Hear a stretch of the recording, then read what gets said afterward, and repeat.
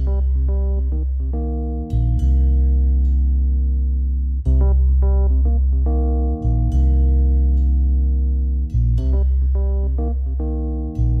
and welcome to another episode of Video Game Logic. Today's episode was recorded on September the 17th, 2019. I'm your host, Gaming Psychologist, and with me, as always, the enviable and enlightened... the Caffeine Rage. On today's show, we will of course be discussing the games that we have played this week. A parliamentary committee recommends banning the loot box sales to children. Fallout 76's fridge pricing leaves fans cold. US gamer jailed over swatting death. The ESA proposes rebranding E3 2020 as Fan Media and Influencer Festival in leaked documents. We'll be talking about the all-new Steam library design. We will have our weekly community corner and a Steam weekly discovery queue. Timestamps will be in the show notes following their respective topics. Hello, Rach. Hello, how are you doing? Hey, that's usually what I ask. I'm good. I decided to steal it. You did Well, steal I it. know that you had an interesting weekend, so I thought I'd lead it into you. I did have an interesting weekend. I didn't do anything I intended to do. Katie was sick, so my intent was to play Gears 4 this weekend, the entire story, or most of it, and then potentially by this coming weekend do Gears 5. But Katie was sick all weekend, so I was hanging out with my kid the whole time, and we got into No Man's Sky, so I'll be talking about that today. That was fun. Then, yesterday, I was in a car wreck, so that was not fun. I mentioned it on Discord. Anyone who was watching, we're okay. No, major injuries or anything. Just some damage. We got rear-ended. Just some damage to the back of the car. So, wrecked him? Yeah. Damn near killed him? No? Damn near killed him. I honestly couldn't believe that we didn't do more damage to this lady's car. We had dropped my car off at the shop. It was getting a airbag replacement for... my car had a recall on it. So we dropped it off to get the airbags replaced. Changed the sticker on the banana. Yes. And we were coming home. For anyone who doesn't know, I drive a bright yellow Dodge Charger. So. Because of course you do. Because of course I do. So then we were coming home, and this lady rear-ends us, and my wife's car has got a trailer hitch on the back of it. And I can't believe... I think that this lady's car, rode up on our car a little bit. Otherwise, a little that trailer dry humping? hitch... Yeah, otherwise that trailer hitch would have punched right through the middle of the front bumper on this car. It was a Cadillac CTSV, for anyone who knows now it's anything a about Cadillac cars. DOA. Hi-oh. This lady was very unhappy, which I understand. She just, rear-ended somebody. She was nice enough. She was like a chain-smoking old lady. I think she smoked 5 cigarettes while we were there, waiting on the cop and then the police report and everything. So, that was that. We wound up canceling community game night last night, just because that was, car wreck, having to deal with all that stuff. So... we were getting everything checked out and taken care of, so that was that yesterday. So it was more... my weekend wasn't terrible. It wasn't too interesting, I don't guess, but yesterday was. So we will be seeing how that turns out over the next couple of weeks, getting her car fixed. Most of the damage, I think, is superficial. It caved in the... So... my wife's car is a Chrysler Pacifica. It's a little bitty, crossover type SUV thing. It's got a hatch on the back that pops up. That's all caved in and smashed. So that'll have to be replaced. And then there's some damage to the bumper. And I've looked at it a couple of times. And I'm pretty sure I'm not seeing things. I think it bent the trailer hitch down. So I don't know what they'll be doing to that. It could be an optical illusion because the bumper's damaged and kind of hanging a little low. So it might be just making it look like Go get the trailer bubble hitch level. is bent. I could do that, actually. I could do that. So I'm the one that thought of the level? I honestly haven't thought too much about it. After we got home and everything and everybody was okay, I just went inside and I'm like, well, that's a problem that we'll have to deal with later because the police report's filed. It'll take like 3 days before we can get that and send it off to insurance and let them do their thing, and they'll fight and negotiate for 6 to 8 years, and by the time they're ready to fix the car, it will have rusted away to dust. So that's a problem for another day. What about you? How was your day, your weekend, your stuff? Well, my weekend was also very busy, but also didn't end up doing really what I wanted because ended up meeting someone. So I've been chatting with her for quite a while. So I've been distracted. Indeed you have. Sorry, Indeed what? You have. Okay, so I show up late twice in a row because I've been talking to her.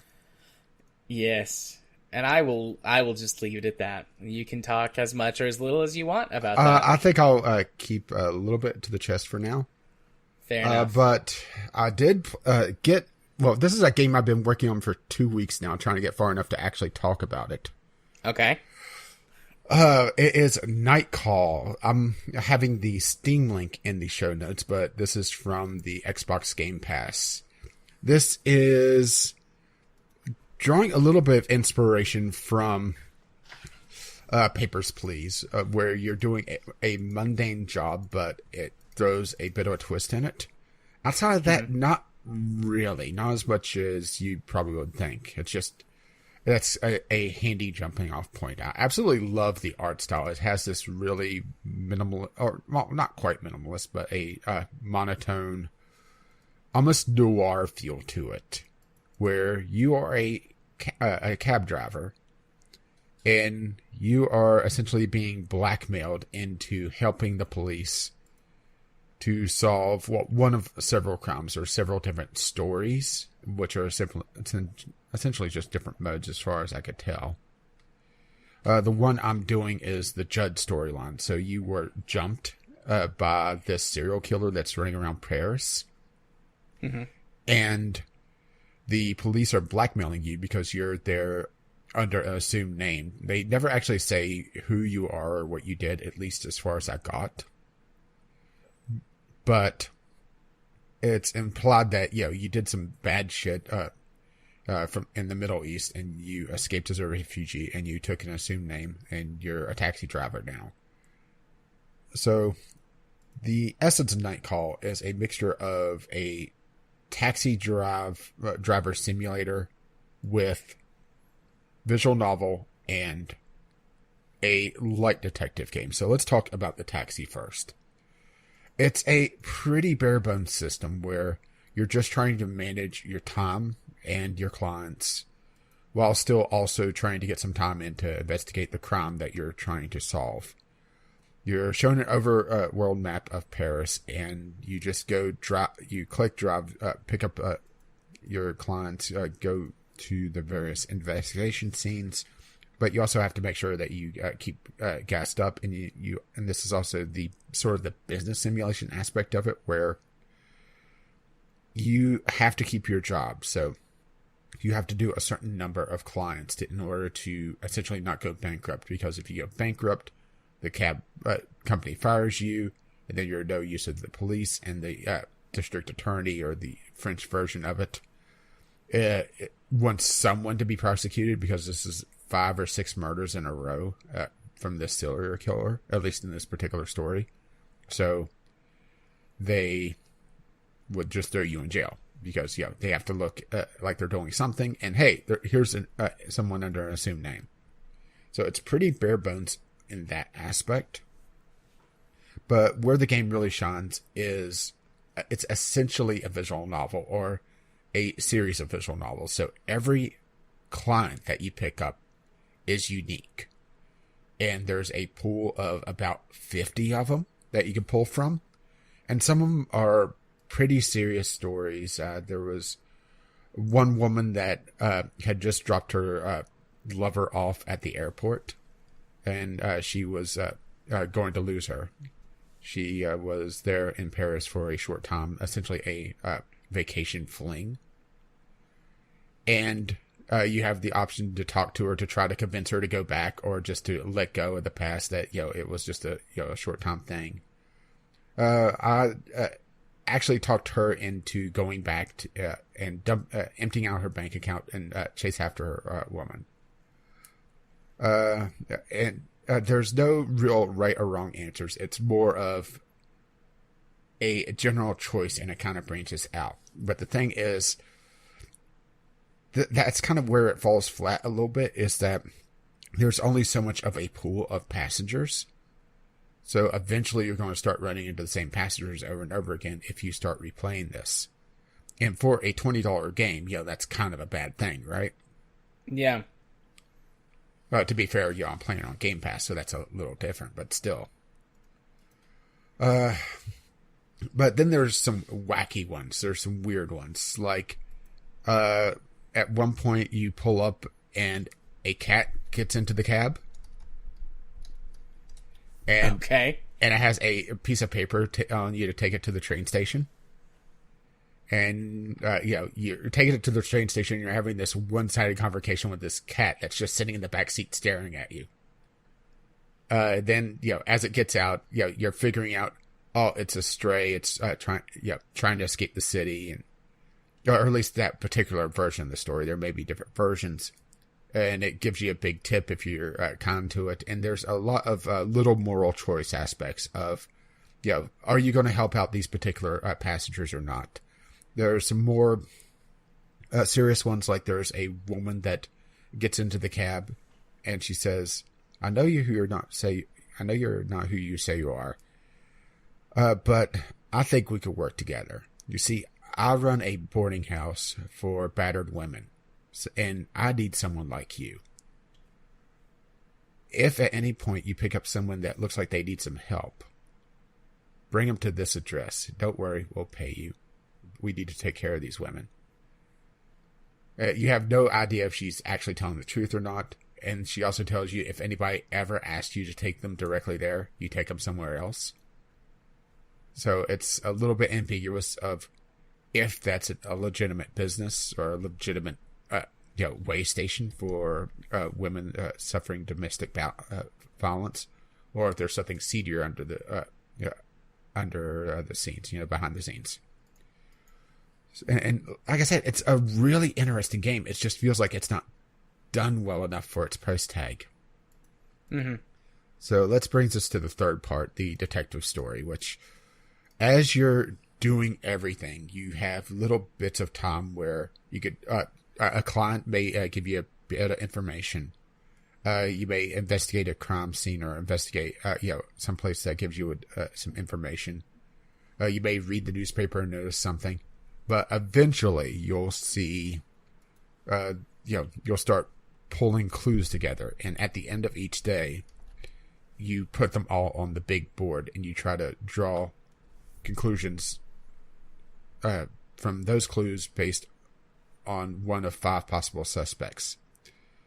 And I talked about a big twist before, and I was going to talk about this last week, but I didn't get a chance to. It was that I had a very prominent suspect, one that was most of my clues were pointing to. Well, the police called and they had an alibi. They couldn't have been it. So damn it, I was thinking that there would be something else, but no, it's just kind of a spoiler so that it wouldn't be the obvious one. But the thing is that all the clues are automatically connected to the different suspects. So at the end of the storyline, it's just, okay, who do you think it is based off these clues? You don't have to bring any hard evidence, which I have to admit is a little bit disappointing. But, then again, I like detective games, so, it might just be, it's not scratching my niche, Yeah. If you like story games, and especially very short stories, sub 5 minutes, I would say this is definitely worth a look on Game Pass. It's very hard to really recommend it anywhere else unless it goes on a deep discount, because I'm just looking at this price on Steam and thinking, wow, no way in hell. There's a good reason why it's mixed reviews, and that's it. If this was a $10 game, I think it might be worth it. But then again, it's also one of those things that it is a very subjective game. And also, something else that's a little weird is in the visual novel aspect of it. There's no way to really back up if you misread something or you want to go check something, because that's kind of a normal feature of visual novels is a text log. Mm-hmm. Well, there's none of that here. You could set it to auto advance, but that feels like a sucker's bet unless you're just trying to skip a client that you've already seen everything for. And really, all the difficulty levels are in this game is just how much of a multiplier the different actions have on their money. So, you keep a decent bankroll. You may spend a little bit on a newspaper every so often, or to buy a couple of clues. But, nothing really required, just as long as you keep enough to keep your job. But I did like, how varied the different stories were. There was the silly, there were the dark, there were, there was a photojournalist that was having trouble with her parents, them not wanting her to go. So, you say, oh, we're coming up onto a tunnel, and she's able to hang up the phone, and she thanks you. And, it's a very wide gambit, which I really like, but it's not what the game tried to bill itself for, which is disappointing. Right. It sounds interesting. This sounds like the type of game that's perfect for a service like Game Pass, because I don't think I would ever buy this, or at least I wouldn't buy it for anywhere close to the $20 asking price. But, I would play it if it was part of a larger service, like Game Pass, which I might. Yeah, I would say it's definitely worth a look. I'm not sure how the other cases work out, if there's some sort of twist in them, or if it's the same thing. Oh, and it does have a very nice, sort of cerebral, atmospheric soundtrack that really fits in. It's one of those soundtracks that you wouldn't really notice it until you really start thinking about it. Mm-hmm. So that is Night Call. I think that's about it for me. All right. Well, I have got 3 games, 2 of them much smaller. One of them, I don't know how long I'm going to talk about it. So, the first 2 games are both mobile games. So, the first one on my list is Archero, or Archero. This is a fun little top-down roguelite game. It starts out with a very simple story hook, the world has been taken over by evil and a new hero needs to rise. And the camera pans up and it's Archero. And there's a single button that controls the game. You can see it on any of the screenshots. It's just a little on-screen joystick, and you can touch the screen anywhere to make that pop up and wander, use that to walk around. Whenever you move, you don't attack. Whenever you stop, if there's an enemy that's in range, you will attack them automatically. And so you just move to reposition yourself, avoid enemies, come into contact with them, and navigate the levels. It's pretty simple. There is some randomness to the levels. They're definitely not procedurally generated. I have seen the same set of levels a couple of times, recognized the different tiles, I guess is a better way to say it, because most of the time you can just see the entire thing on screen. Occasionally you might have to scroll up or down, but the width never changes. You play the game in portrait mode, right? Vertical. Yeah, in portrait mode. So you never have to go left or right, but sometimes you do have to go up or down to see the entire level. So there's some randomness to the tile sets, and there's some randomness to the enemies that pop up on the tile sets. But I'm pretty sure it's not procedurally generated. You start out very basic. You only fire 1 arrow at a time. But the more levels you go up, every few levels you get a power-up. There's a little creature that gives you a power-up, and it's a choice of a couple of different ones. And then every time you level up your character during your run, you get a new random ability as well. And there's a list of 3 or 4 that you can choose from, but they're all random every time. So some things that you would see, modifiers to your damage output. Sometimes it's just straight attack increase. Sometimes you fire will fire 2 arrows, or you will fire 2 arrows in like really quick succession, or you'll fire arrows diagonally as well as just straight up, or you can get fire arrows, poison arrows, you can get straight up health increases, you can get a shield, you can get these little like damage orbs that float around you and automatically attack enemies, and so on and so forth throughout the entire run. And you get through as many levels as you can, you die, and you earn a currency that can be applied to level ups that carry with you to, of course, make the next run a little better or go a little better for you. So you can get like permanent damage increases, permanent health increases, additional power-ups, like you can get like a starting power-up, for example, or you can get bonus power-ups. Like every 5 levels, you'll get 2 power-ups instead of just 1. Things like that.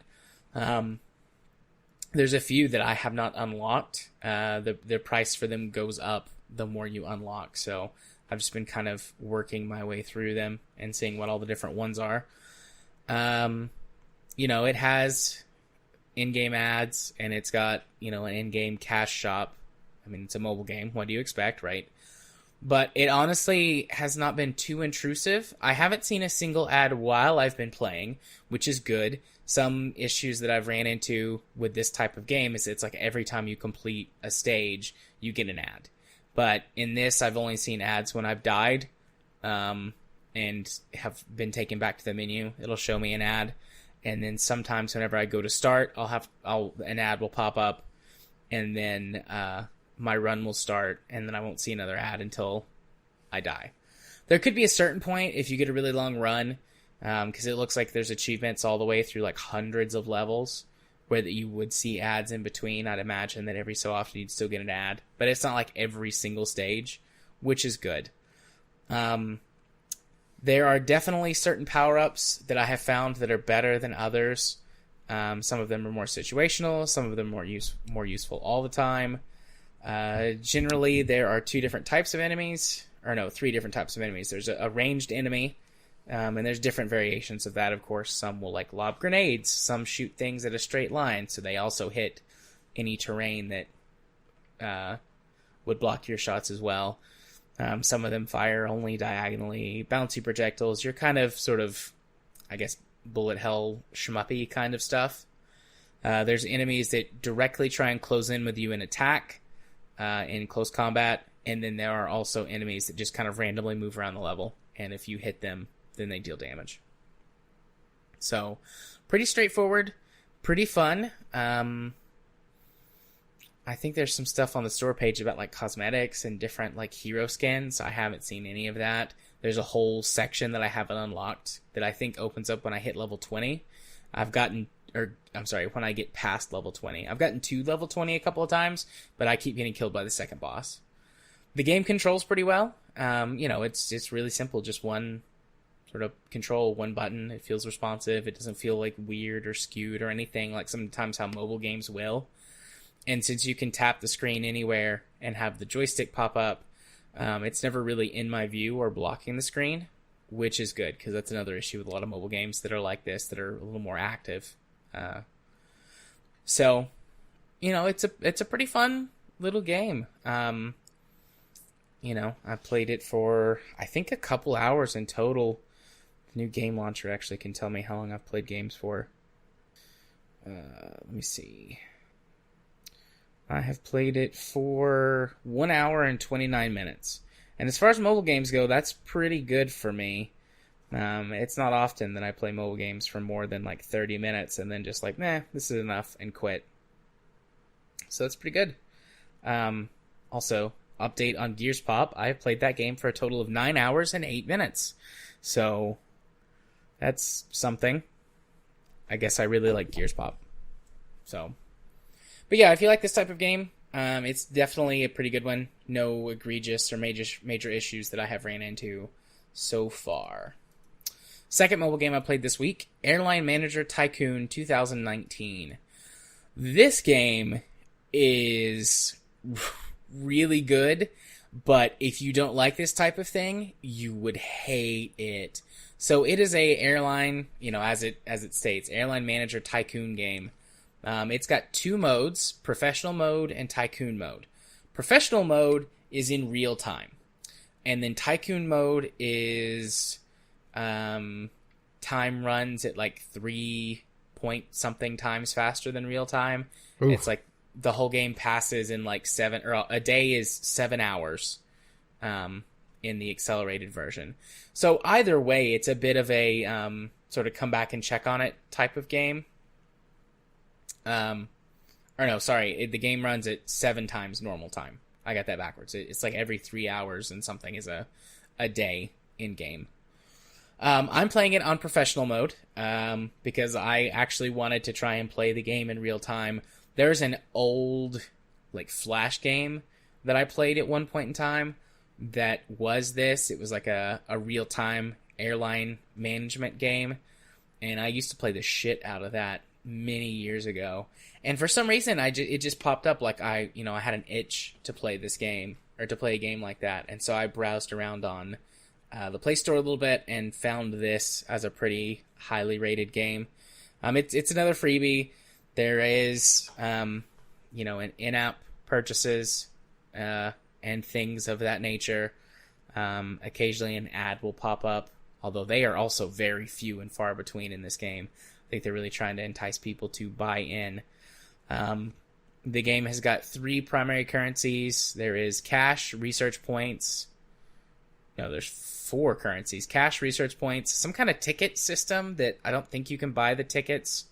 They're like little bonus things that you can get and spend on like a rotating shop of things like boosters and cash and aircraft and things. And then there's like credits, which are the premium currency. The game gives you like 150 credits to start, and I just spent all of that on research to give myself a boost starting out.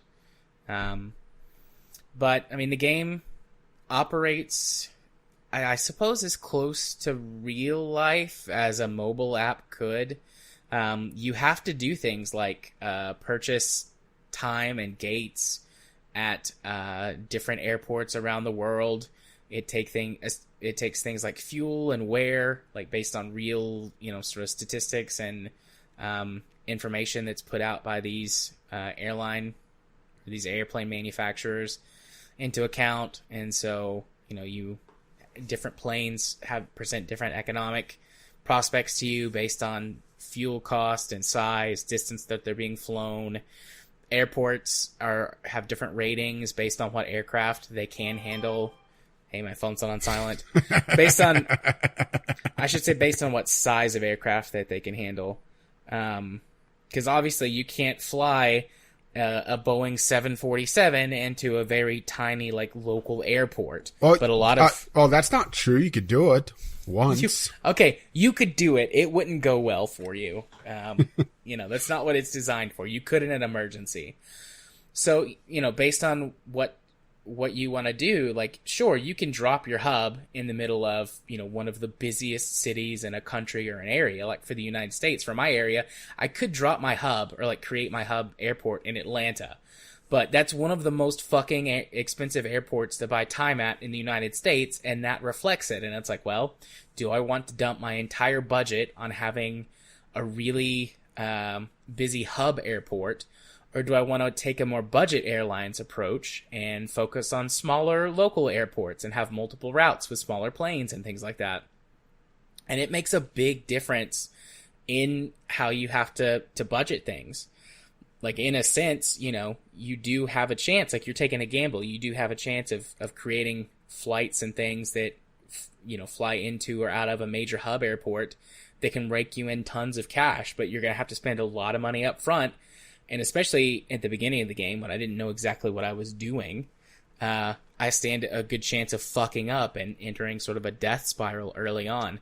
So I played pretty conservatively. I went for European locations, various smaller airports in Germany, France, the UK, a few other things. I have since expanded to have a couple of larger flights or longer flights. I fly to Northern Africa. I fly to China. a few places like that are a little bit farther out, and those routes do make more cash overall, but the planes are more expensive. They have more fuel costs. They have higher maintenance costs.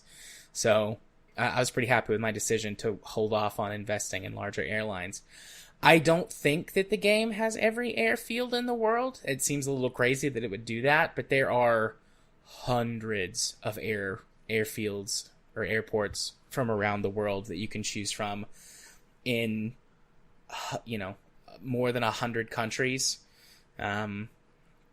So there is a lot of variety in places and things to do. There are hundreds of aircraft accessible. All of the aircraft I have looked at can be purchased with just regular currency.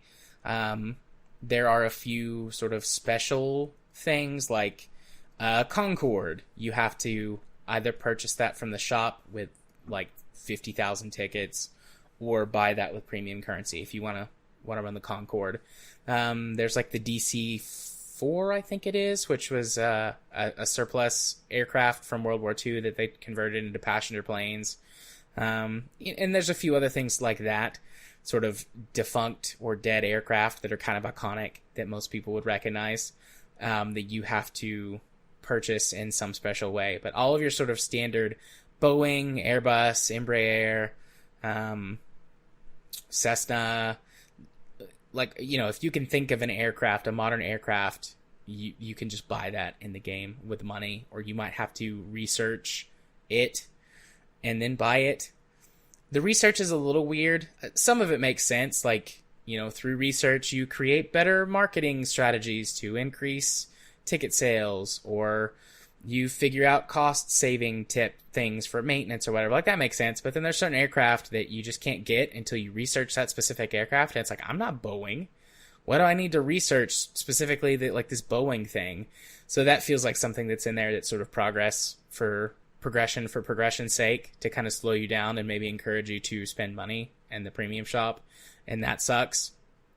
But with everything taking place in real time, the actual game, research is a little weird because I don't think they've adjusted the values for research. So most of the research that I'm doing is like, this will be researched in 2 or 3 hours. So I'm like, okay, well, I'm not coming back to check on the game for 12 hours because most of my flights aren't going to be done until then. So I can't see how they did and how much money I made and things like that. So that hasn't really been an issue for me, and that might just be specifically the way that I'm playing the game. You can swap back and forth at will between professional and tycoon mode, but I've just kept it in professional the whole time. So treating it almost like an idle game? Sort of. But it's been really enjoyable. It's got some weird mini games and a stupid, shitty premium currency slot machine and all that jazz. But the way that I'm playing, this is not an excuse for it, but the way that I'm playing it basically makes that stuff irrelevant to me. Basically treating it almost like a houseplant. Yeah, almost. And it's been good. It's been fun. My airlines is VGL Airways because I am unoriginal. And I have to do VGL everything basically at this point in all of my stuff forevermore. But come fly on my virtual airline. The only aspect of the game I haven't gotten into is cargo transport, and that apparently is its own separate breed of things that the game is like recommending I don't get into yet because I don't have a high enough turnover on my standard flights yet. But let's see. There's some other company management stuff too that I haven't really talked about too much and I haven't really gotten into. I've let it auto set a lot of my ticket pricing, but you can fiddle with all that stuff. You can auto set your flight schedules, although I fiddle with that quite a bit to try and squeeze as many flights in as I can every day. Maximize that cash flow. You can hire and fire people. You can hire contract workers. You can have different types of managers and executives that do certain things. I think it's got some bloat built into the game. If you hire way more people than you need, you start to run into like bureaucratic issues because there's some things that give you penalties if you hire more people. You have sort of staff morale to keep up with. You can do things like offer raises and benefits, and you can do pay cuts. You can contract people's jobs out. It gets pretty deep in the weeds on some of the simulation stuff, which is nice to see in a free app game. Yeah, this actually sounds quite a bit like my jam, you know? I'm actually rather impressed with this. I was expecting it to be rather hollow. Yeah, honestly, I was worried it was going to be. And there could be a certain point in the game where it's just like, oh, like there's no more to do? Okay, well, this is boring. But I've been playing it for several days now. 5 or 6 days. And still feel like there's stuff to do and discover. Again, that could be the nature of the way that I'm playing it, because it's only been 5 or 6 days, whereas in most sort of business or tycoon games, you play them for 5 days, and you've got like 10 years worth of time in game, so who knows how this could turn out. I haven't had to pay back my loans yet. The game gives you like real life? Just run that debt. The game gives you like $500 million to start with, which is like, holy shit, $500 million, but aircraft and airport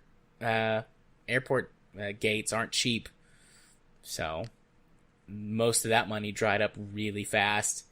And then it's like, hey, you know, you can borrow money, right? And I'm like, well, yeah, but I have to pay it back. Not right now. You don't. Yeah, not right now. So I wound up borrowing like another $100 million to stabilize a couple of things once I started figuring it out. And I'm like, okay, I'm not going to borrow any more money. My airline is either going to sink or swim based on my choices in setting all of this up now. So my projected in cash flow is positive for the next few days that it like projects out for you. But it does adjust the demand at an airport on the various days. I don't know if it's pulling real travel data or if it's using some kind of simulation, but the demand will change at airports on any given day. So, you know, the routes aren't the same all the time. I've noticed that. And you can do things like customize your aircraft and you order them from the factory. So, I mean, it's got... Your flights can be set up to target economy, business, or first class / luxury travelers. And I'm running like a budget economy airline. So none of my planes have first class seating and they have very small business class sections. And that affects the cost of your planes and the type of routes that you should probably run and things like that. So that can play into how you're handling things as well. Because you can run like a projection audit for demand for an airport, and it will tell you how many passengers they expect on an average day to go through that is of economy type, and then business type, and then first class. So it's very interesting to see how all of that plays out. Yeah, just how deep it is. This sounds like during the golden age of some of the Tycoon games. Yeah. It honestly, one of my favorite parts of the whole game is there's a world map, and you can just zoom in on the map and you can see your routes and representations of your planes. I don't have you ever been on a plane, Rage, or No. flown? Okay. So in a lot of modern flight or modern planes, there's screens on the backs of every seat that you can watch, and they have channels you can flip through. And one of the channels almost always is you can see just your flight information. It's got a map with an image of your aircraft and your flight path and things like airspeed and estimated arrival time and things like that. And you can just watch the plane go on the map, and I always keep that up when I'm flying because, you know, I'm not paying for the in-flight entertainment. That channel's free. I can just check it every so often. One of my favorite things to do is to just sit for like 5 minutes and watch all of the various flights on the map as they go across the map. It's just really small, simple pleasure in life. That sort of, I'm here and I'm going that fast. Mm-hmm. So yeah, I mean, unless the bottom falls out on this game at a certain point, which it might. Sometimes these games are like, you know, they get you sucked in and then you hit like huge progression walls in some way or another. But unless that happens, I was pleasantly surprised with this game. I actually got a notification after we started recording that I've got my final aircraft that I ordered have just been delivered, and I need to approve them for their flight plans. Yeah, you need to go sign off on that. Yeah. But I'll do that later. The FedEx guy's saying they're waiting with the package. Yeah, I'll probably set up their flight plans before I go to bed. So it is a surprisingly deep and well set up mobile game. So Yeah, I may have to check that up. one out. It sounds like it's a lot deeper than Motorsport Manager is.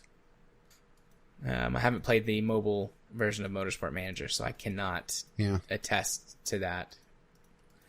So the last game I played this week is No Man's Sky, and in the show notes, I've got Beyond after that, which is what the 2.0 update to the game is called. Well, it just seems like you can't get beyond it. But so this will be I believe the third time I've talked about No Man's Sky in total. I talked about it at release because I bought it at release. In general, my feelings about it at that time were because of the type of gamer that I am, I enjoyed some of the time that I spent with it, but God, it was full of problems. The second time I played it was after, I believe, the next update, which was like 1.2 or 1.3, something like that. And my general thoughts on it were like, okay, they have fixed a whole bunch of shit.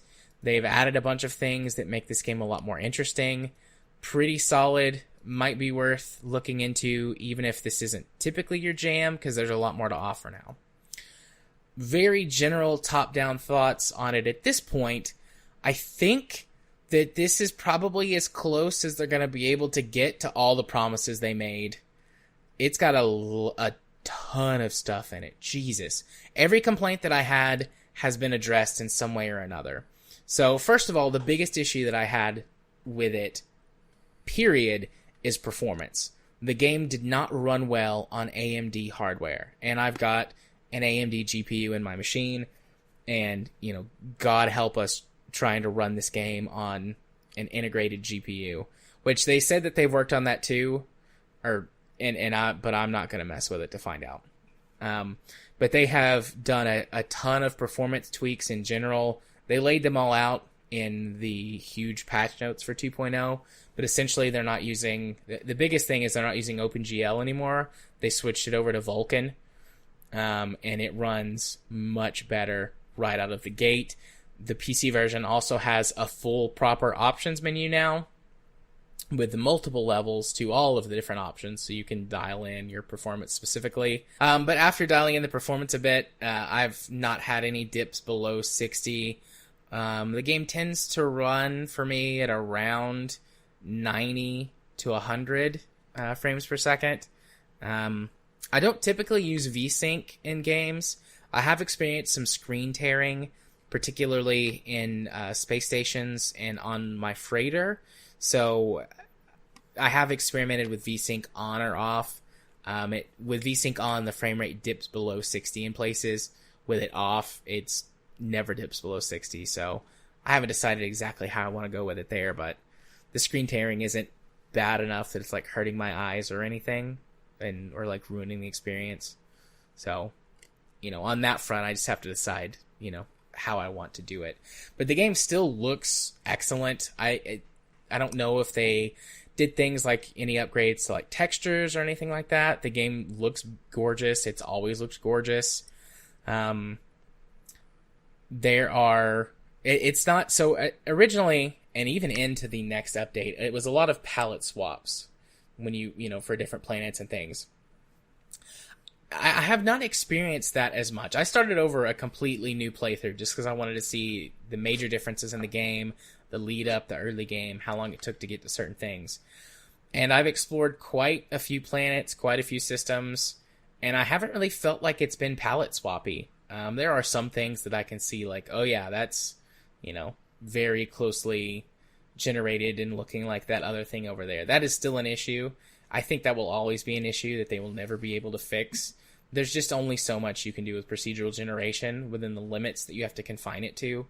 But for things in general, just like the general look and feel of planets and weather effects and things like that, I think they've done a lot to make it feel a lot less palette swappy. I've definitely felt like I've ran into a lot more interesting, unique planets and environments than I have in my previous playthroughs. And I've got nearly 100 hours in this game at this point across all 3 iterations so far.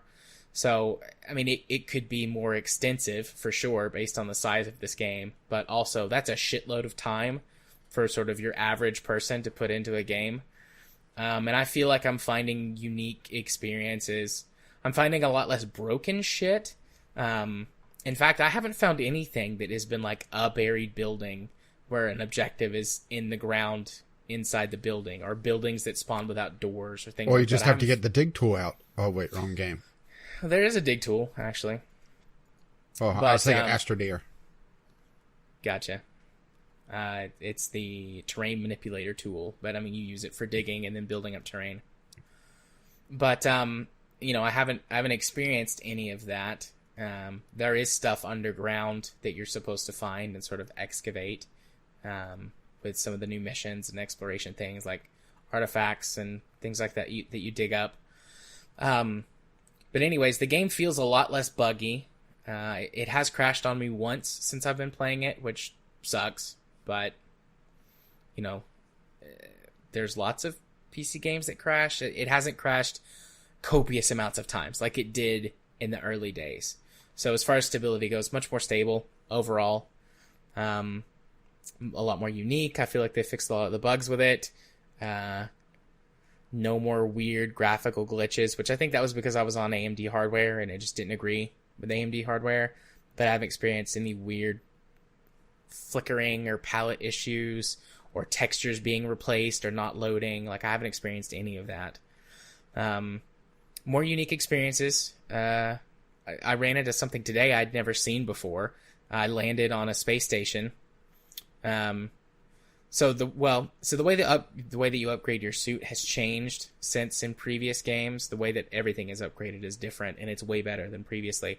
Used to, you had to find upgrades for your spacesuit on planets in these little like cargo drop pods, and now you can just, every time you go to a new system, a space station has the one. You can just purchase it, and then go on about your merry way. So you get more reliable, regular spacesuit upgrades.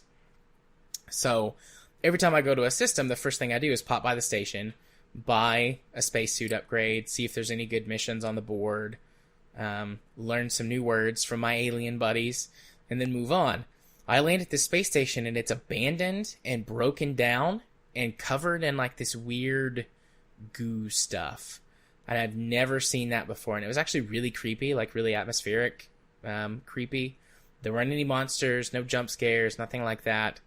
But it just like felt ominous, which was nice. I had felt that a couple of times previously playing, like landing on a desolate planet with no atmosphere, or with like lightning storms on it or something like that. Just like the eerie blackness and silence in space.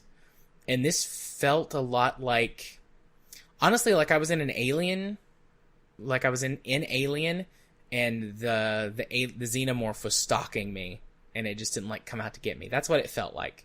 And I was like, oh fuck, I gotta get out of here. Or some of the Alan Wake stuff. Yeah, or some of the Alan Wake stuff. I was like, I gotta get out of here. So I hightailed it back to my ship and I left. I think there was actually some stuff I left on the station, but I don't like to be scared, and it was making me scared, so I left. I had never seen or experienced that before, so I don't know if that's brand new or if that's something that just has a low chance of finding, and I actually stumbled across it. But that was an interesting new experience that the game gave me. Other changes that have happened, the entire progression system is completely different, but it's so much better. In the initial game, it was just grindy as fuck. Everything was just grind, and it got really tedious really fast. By the time when I played it the second time, they had introduced this mission system where you got some people who came to your base, and they you progressed through a storyline, and they gave you all of your base upgrades and parts and things for like your exocraft, which are like a little rover, and that comes in a few different varieties, but your rovers and things like that to build your base up. And that was less grindy, but still grindy. Now, there's this thing called, I think it's the Nexus Hub or the Atlas Hub, something like that. And you get it very early on, and you through that you get access to all kinds of upgrades, whether you can just buy the upgrades for your base. You do have to collect something called salvage material, so there's still a little bit of a grind to it. and if you hate grinding at all, it's probably too much grinding, but you just collect them naturally through the course of exploration. And then you go and you trade them in for your different base upgrades. You can get the base upgrades in roughly any order you want.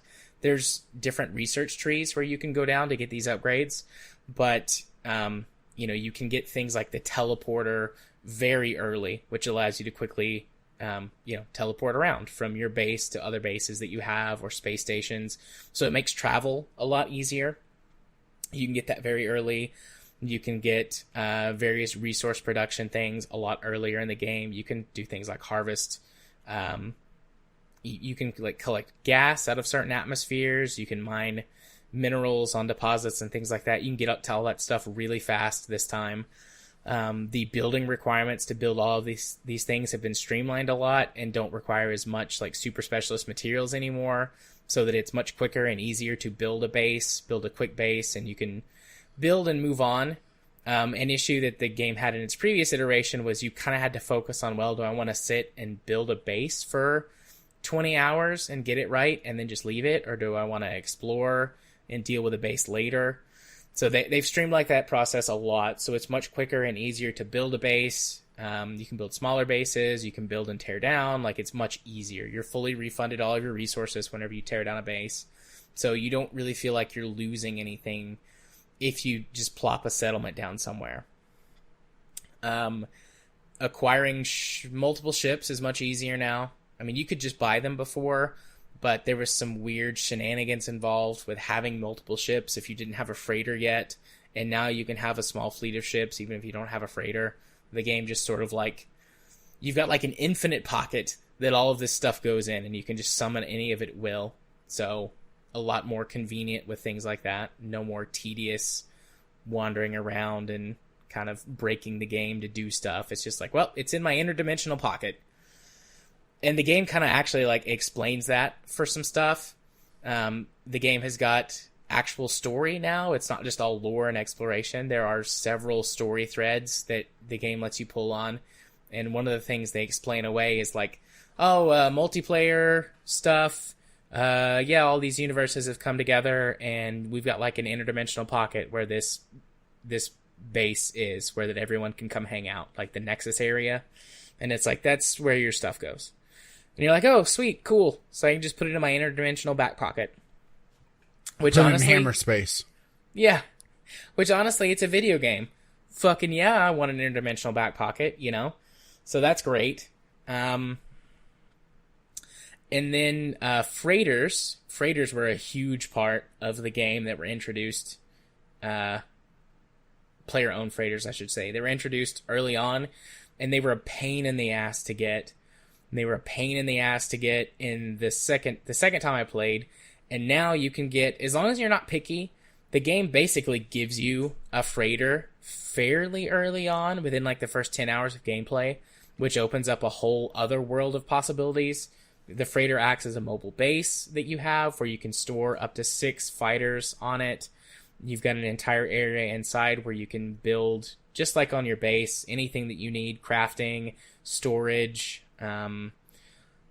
farming facilities to grow different various plants or other materials. So tons and tons of stuff that you can do. There's a fleet system, which existed in the game last time, but it was buggy and broken as hell. And it actually works now, where that you can get other ships to be a part of your fleet, send them on missions, where that they can recover resources for you, earn you money, that sort of thing. And also, they've added tons of really cool flavor text and dialogue, where that you can read mission logs that your ships go on, can tell you what happened. There'll be a log report. It's encountered pirates. They refused to stand down. They tried to jam our targeting computers, so we put them on manual. Our crew members were very happy to blast them out of the sky. And then it tells you what they got from the salvage. So that system is really good now, it seems, and much less broken. I haven't ran into any problems with that at all. And all of this stuff is given to you within the first 10 to 12 hours of your playthrough. You're introduced to all of these things really quickly. The game doesn't spend 40 hours making you grind to get one of these things. It's just like, hey, here's all this stuff. Go have fun in our playground. You can learn more about the story if you want to. Or, like, one of the story things is basically, like, to tell everyone to fuck off. I'm going to go do my own thing. Like, there's 3 major story threads. One of them is the Artemis storyline, and he's, like, a dude who is also a traveler like you, who's trapped in the interdimensional pocket, and it's a way to get a bunch of lore and backstory and to get some equipment, some other equipment fairly early on, like some suit upgrades and stuff. There's the Atlas Path, which has always existed in the game, which is where you're tracking down these weird space monoliths that lead you towards the center of the galaxy. And then there's these 2 dudes hanging out on the space station, or in the Nexus hub, they're not hippies, but they're like super fucking carefree. And they're just like, hey, you can go do whatever you want. Here's some coordinates to a cool thing if you want to go check that out or not. We don't care. And you can like just set that as your main path, and it just gives you a little marker to where the Atlas hub is in your system. And then you can go do whatever the fuck you want. So, multiplayer, I haven't experienced multiplayer yet, aside from being in the hub. There's like usually 10 or 12 people running around in the hub, but there's no way to really grief or hurt other people. There's special missions that you can go on together, which I haven't even unlocked those yet. But I do see people, so-and-so is starting a mission in the Nexus hub. I haven't unlocked that yet, so I don't know how those work. Apparently, according to the patch notes, up to 32 people can play together on PC now, in the same localized space. So that's pretty cool. But like I said, I haven't really done much with that yet. So, it's weird to think about this. Like, No Man's Sky was generally a piece of shit in the beginning unless you really loved that type of game. And in the middle, it was pretty good, and I could feel comfortable recommending it, but it still had some caveats. But now it's just a good fucking game. Like, for all the shit we've given it over the years, they stuck with it, and they made it a good fucking game. And in the environment that exists today, where most games are full of loot boxes and microtransactions and bullshit, the fact that they've done 3 years of updates that have not been DLCs, or that they've not put microtransactions or slot machines or anything into this game. They've just kept their heads down, their noses to the grindstone, and have worked really hard to make the initial game that they promised. I gotta give them credit for that. Anything could happen from this point on that could fuck all that up. It's not like I'm giving them a pass, and now if they do something shitty, like, I'm okay with it. But where it stands, it's a good game that I could easily recommend to anybody who likes exploration and crafting games, or just sci-fi stuff in general. You want to go explore a cool world. Like, as long as your PC meets the hardware requirements to play the game, next time it's on sale, buy it. It's a good fucking game. Yeah, it's just so hard for me to really want to support it because of how it launched and all the Sean Murray lies. I know that's being probably petty at this point. But, I mean, everybody is genuinely, like, both you personally and the royal you of people, you're allowed to have your opinions and your view on it. And honestly, I can't fault you. Like, you get one first impression, and for a lot of people, they'll never give something a second chance. Like, that's just part of, human nature, or whatever. Like, just how a lot of people approach stuff. I mean, if it was at least broken, that's one thing, but just the outright lies. Yeah. Yeah, I mean, like I said, I can't fault you for that. I totally understand. But, if it shows up on the subscription service, I'll play it, but that's about the only time. Yeah. Well, I mean, it's on Xbox. It might. You never know.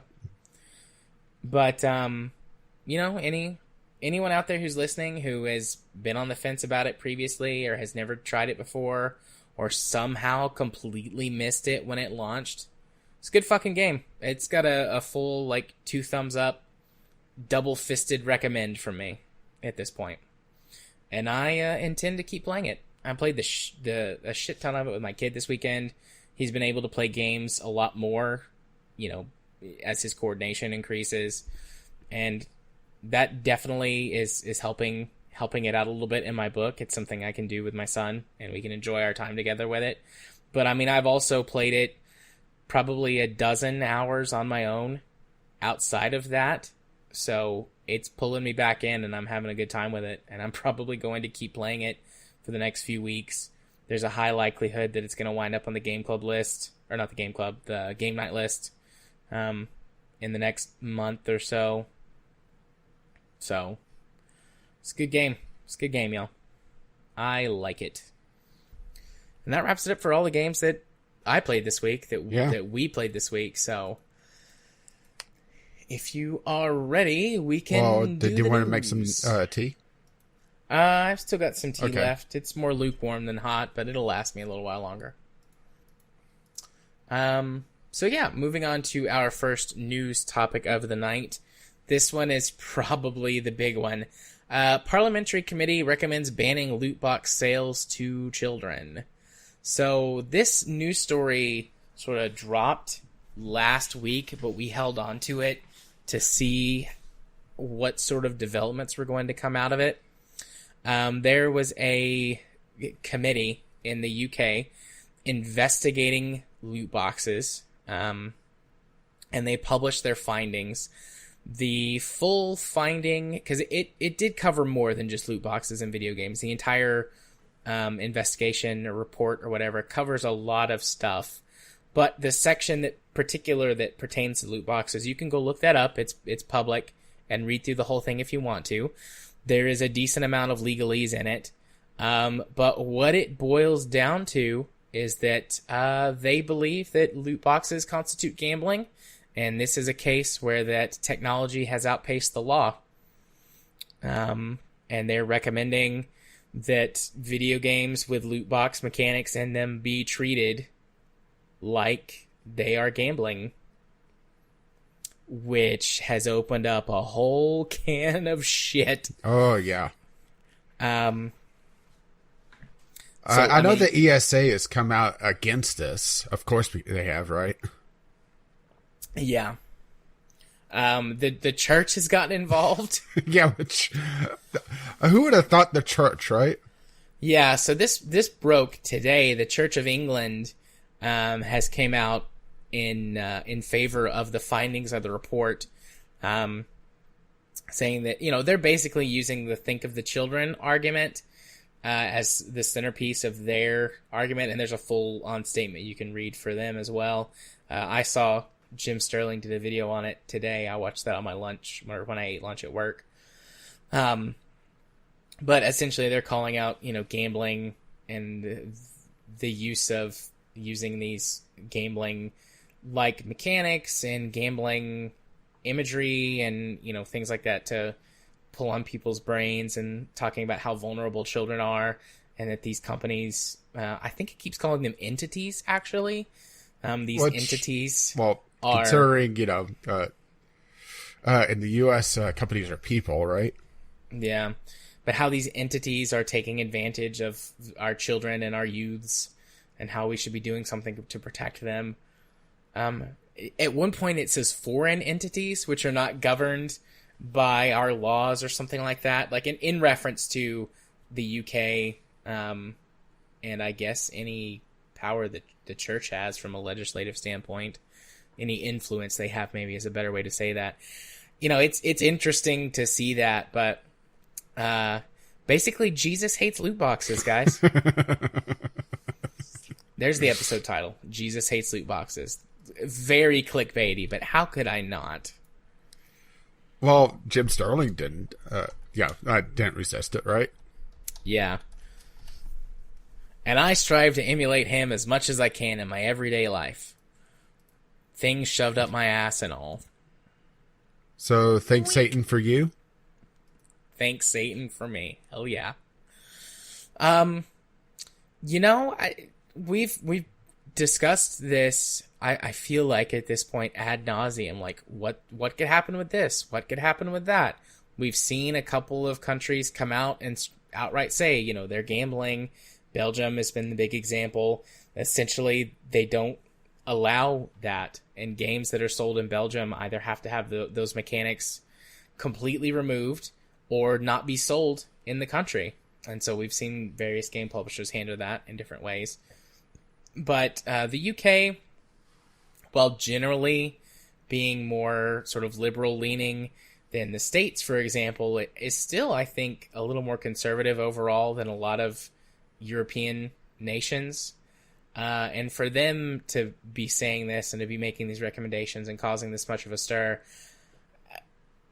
I feel like the clock is ticking at this point on game companies, and Europe as a whole is going to force them down a regulatory path, and there's not really anything they can do at this point.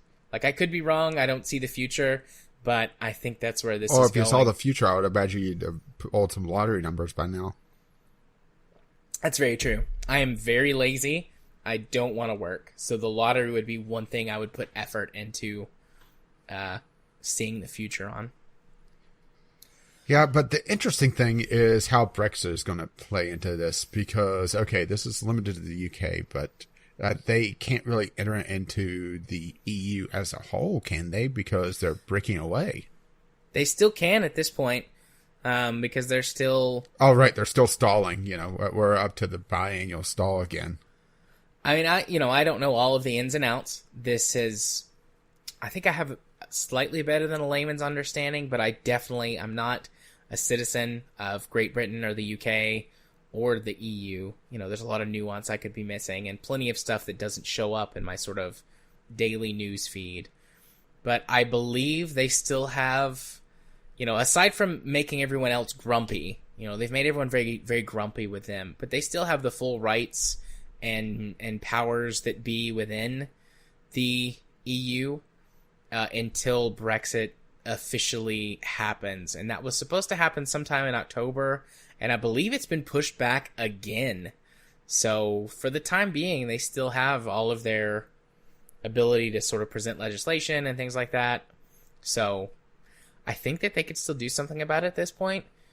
And even if they can't, a lot of other countries that are in the EU, that are still in the EU, I don't know the right way to say that, but a lot of other countries are moving forward with their own studies, their own legislation as well. So I think it's only a matter of time before this becomes sort of European-wide. And at that point, you know, Europe as a whole is a massive market that I think is going to put enough pressure on them that it could enact global change. I don't know. Hard to say for sure, but I think that's where this is going at this point. I think it's too late to stop it. The only thing that they can do is try and get out in front of it one way or another, or try and figure out another way to steal people's money. Just switch the model and start all over again? I mean, I wouldn't be surprised if that happened, and then, you know, this sort of, air quotes, arms race starts again. But, you know. Well, it also really comes down to just how they define these at the end.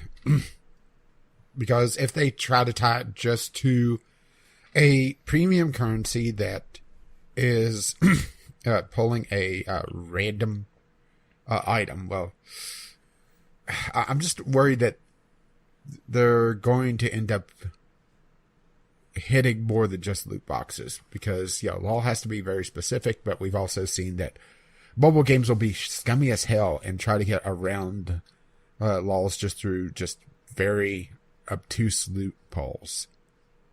So I'm just a little concerned about this, really. But yeah, I do think I agree with you that it is the death kill of loot boxes in general.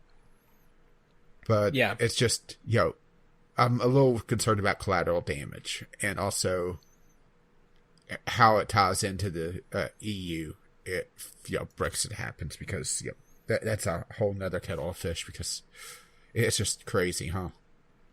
Yeah. The world we live in is fucking Looney Tunes. Oh, yeah. And then the ESA's response, I don't think that this is in the article. I didn't see it anywhere, but I saw it today. Might try and find later a link for the show notes. But the ESA essentially, I mean, they disagreed heavily and then they were citing things like parental controls and like parental education and things. And this was in the Jim Sterling video, I think, is where I got this from. And essentially, it's like, okay, sure, these are all things you can have in place with your kids, but if my kid is watching like a Disney movie, I don't have to worry about them trying to steal all of his money, all of my money, while he's actively watching. That's going to happen afterwards when he's like, oh, I want all the toys connected to the thing. But he's not going to be able to, reach into my wallet, get my credit card, and spend money on all of those things here and there. Or have some sort of loot box system where if you pay in, it'll reskin the cartoon. Yeah. I don't have to worry about parental controls, at that point. Like, the parental control is, hey, you said you want to watch a movie. Let's pick out a movie that is age appropriate to you. And then, boom, he can watch this movie and I don't have to worry about it. But if I was to turn him loose with games, fortunately, from my position, I'm obviously very educated in all of this stuff. I've got a huge leg up. And so I could do that. I could navigate that. But I am not the typical parent in that respect. Most parents aren't going to know that. And if you have to have like a fucking course on how to make sure your kid doesn't recklessly spend money or risk developing some type of addiction or addictive behavior. Or the stores have to put in some sort of budgeting system. Yeah. Like, that's too much. That is too much. That is not good. And that goes beyond just kids, but, with the children being their argument so much that they're focusing on, I can still shoot down your argument with just that one point, let alone all of the other predatory issues that go on with adults as well in this, the psychological manipulation. So that's what their whole defense cycled around, was like, oh, education and parental controls and, introducing things like a budget system. Well, the other thing is what education they put out there, what information they put out there is useless because, well, at least, okay, I'm going to focus on the ESA because that's what I know. In-game transactions is their label for loot boxes, for cosmetics, for DLC, for anything that is bought through the game.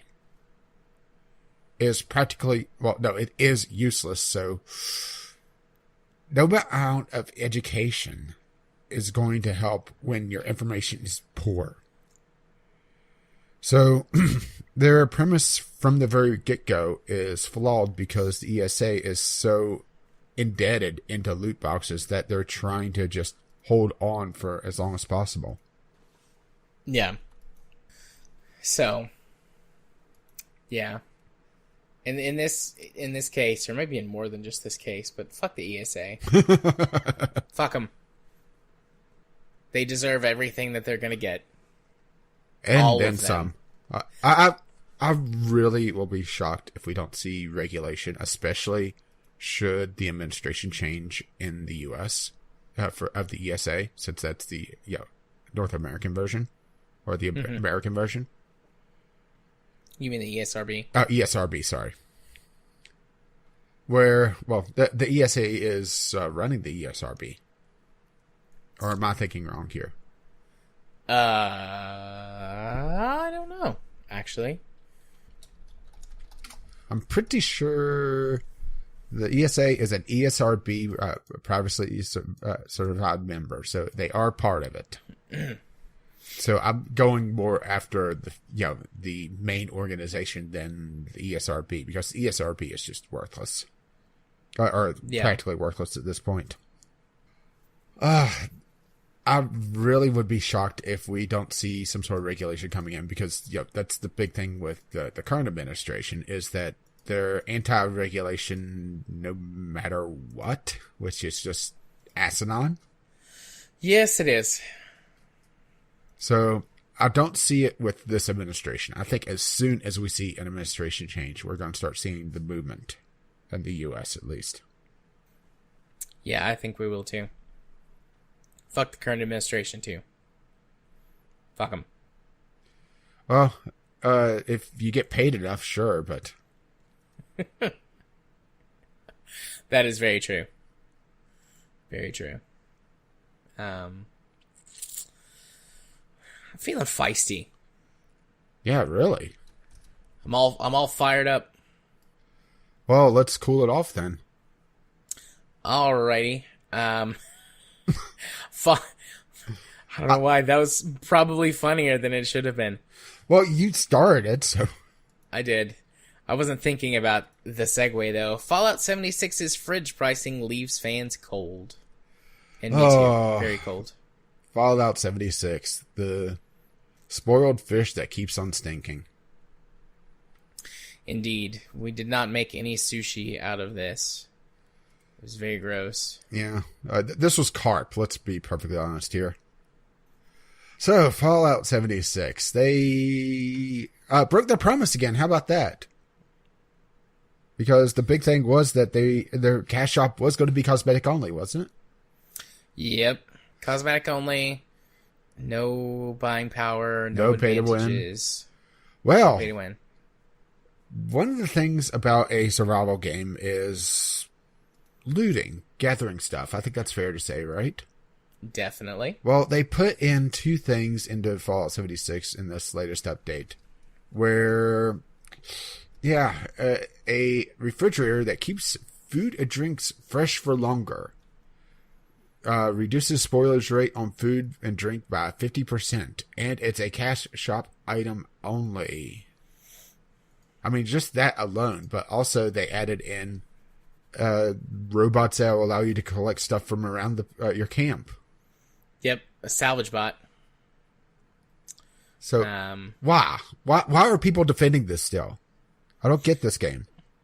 So I understand those things being in the game if they were like items you could unlock or research towards or complete missions for, because those would be good rewards to like help ease sort of the burden on busy work in the survival game.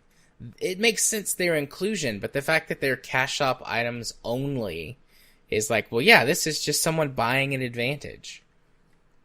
And definitely goes against what they said previously. You know, you won't be able to essentially buy power. And that's what this is. And it's not direct power in terms of like buying a more powerful weapon, but it does completely upend the game balance for anyone who buys it and allows them to sort of do more with less. And, save them time and effort and help keep their food around for longer. Also, the pricing on it is fucked up. I mean, you can just expect this from anything, anywhere. Yeah, especially anything that has a premium currency that you don't have a way to easily exchange. Right. Outside of so cash. you have to buy like the fridge is 700 atoms, and the salvage bot is 500 atoms, and those don't directly correlate to any specific price. Because of course so it's they like don't. You've got to spend more than what it would take to buy them, and then you have leftover premium currency. Yeah, and didn't they, in one of the recent updates, cut back on the amount of free atoms you get? I have no idea. I'm pretty sure that I saw that somewhere. So, on top of, being pay to win, they've also reduced the amount of free paid currency. But I think the biggest thing that just shocks me is people that are still playing this game. Yeah. God bless the poor souls of the people who actually really enjoy it for whatever reason. I believe it's bless your little heart. Bless your heart. I'm just going through the comments, and I love somebody put one of the refrigerators on an armored horse.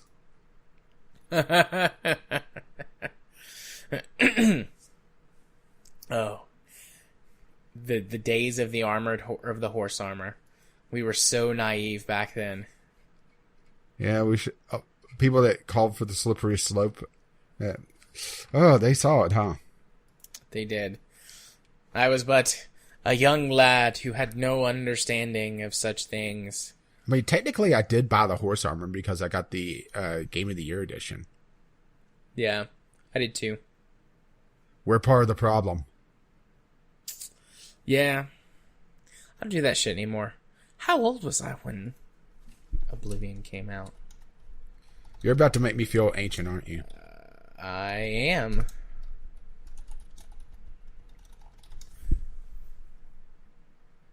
I was 15 when that game came out. Jared, get the fuck off my lawn. Oh, sorry. Hang on. Jared, hey, get the fuck off my lawn. Oh, I'll get my fuck on your lawn. Wink. Is that going to be a new thing? ASMR with rage? Possibly. I think this was the first game that I ever bought expansion or DLC content for that was digital. I mean, I'm sure it existed before then, but I just remember, like, buying expansion. It was you buy the disc.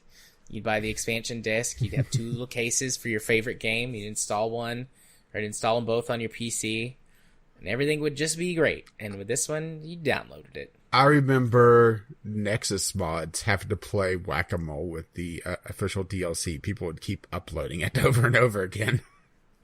Mm-hmm. Because it didn't really have any DRM on it. It was basically just a mod file. So people would upload it again, upload it under a slightly different name. That was fun. Nexus mods. Well, the Nexus mods are still around, but they're not, well, as relevant these days, I guess. Unless you're going back to an older game. No, there's plenty of games that they're still relevant for, though. Like, I mean, the things that I guess I'm most people would probably know them for would be the Bethesda titles, Fallouts, Elder Scrolls. But they still have the best selection of mods for the X series of games, for BattleTech, they have the best selection of mods. What other games have I gotten mods from for there? I mean, I still go there. I did get mods for Stardew. Yeah. Euro Truck and American Truck. Mm-hmm. So there's still plenty. I think there's still plenty relevant.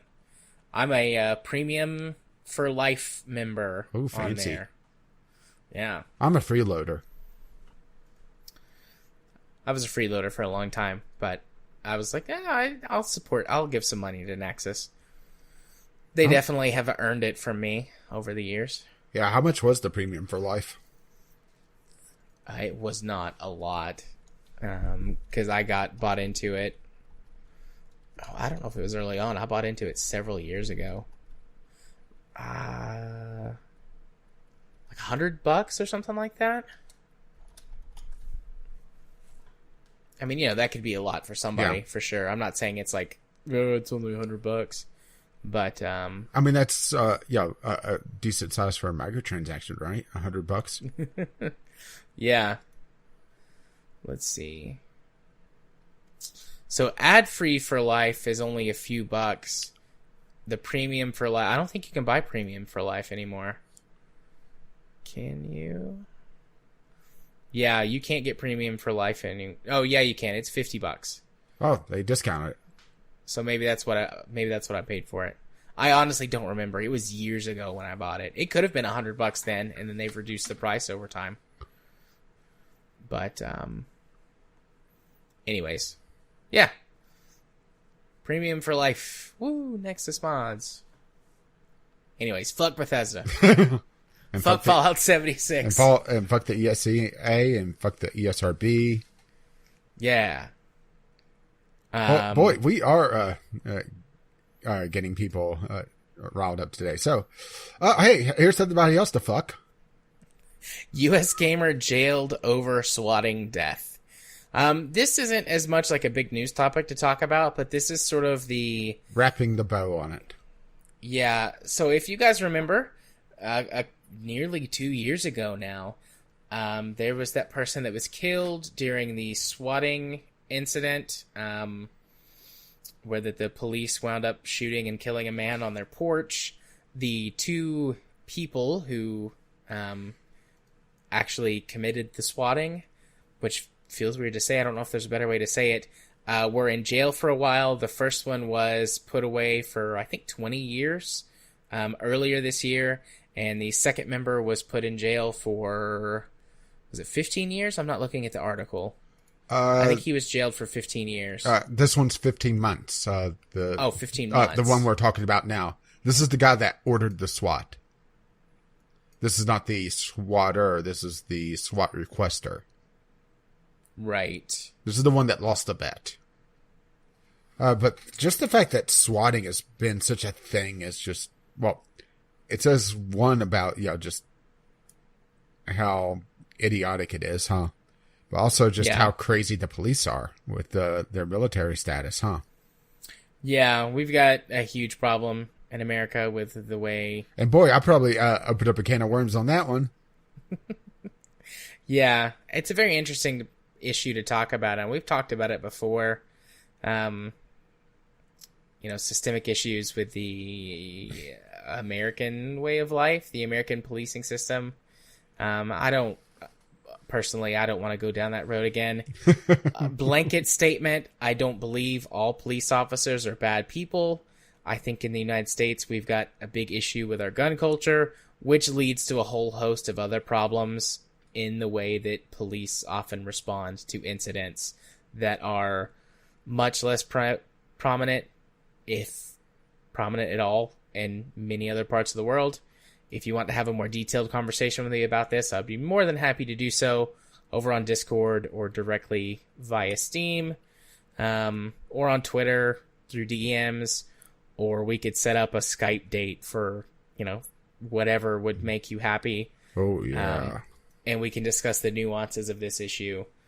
I'm not opposed to talking about it, but yeah, I don't want to dive down this rabbit hole. At least tonight, right? Yeah, at least tonight on our video games podcast.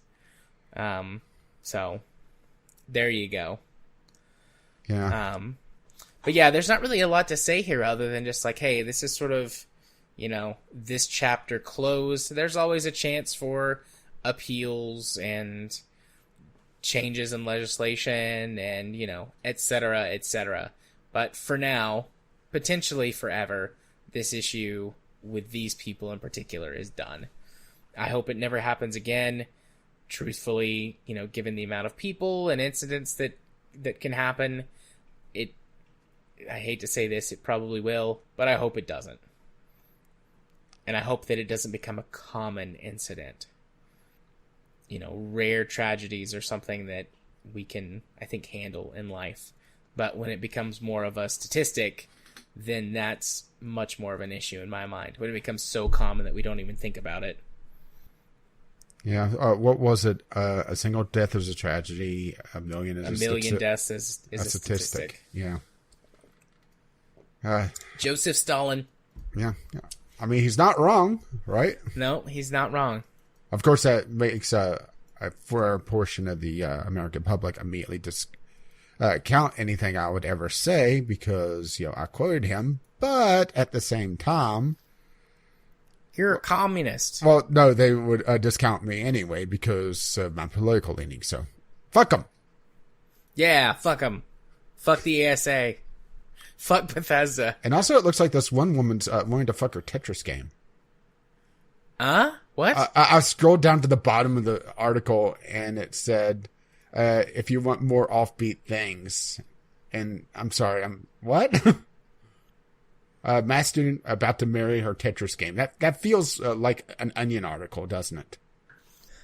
A Florida math student is just months away from walking down the aisle with the love of her life, Tetris video game. That has to be their Onion articles, right?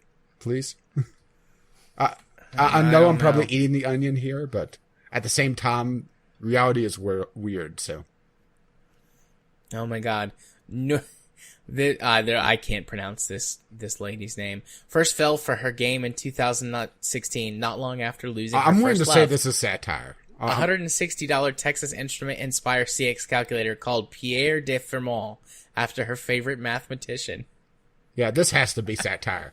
But still, it's fun. The condition, scientifically recognized as objectophilia, sees people form close relationships with objects and experience a deep sense of reciprocation based on the belief that objects have souls. This is a real thing. This article in particular could be bullshit, but this is a real thing. It's not something I've ever seen in therapy, but I I learned about it in school. It's fairly rare. Most people that do experience it fall into a very taboo category where it's like, I know that I'm not supposed to have relations with my houseplant, but damn it, So they keep it very private due to Oh social no, ridicule. I'm getting a lot of hits with this name. I mean, this article itself could be bullshit, but this is a real thing. Yeah, I'm confused. I'm confused and scared. Welcome to the weird world. I just had like the Matrix, that scene in the first Matrix. Whoa. Welcome to the desert of the real. Whoa. Yeah, the Matrix is coming back. Everything old is new again. And shittier than before. And now I'm sounding like Jim.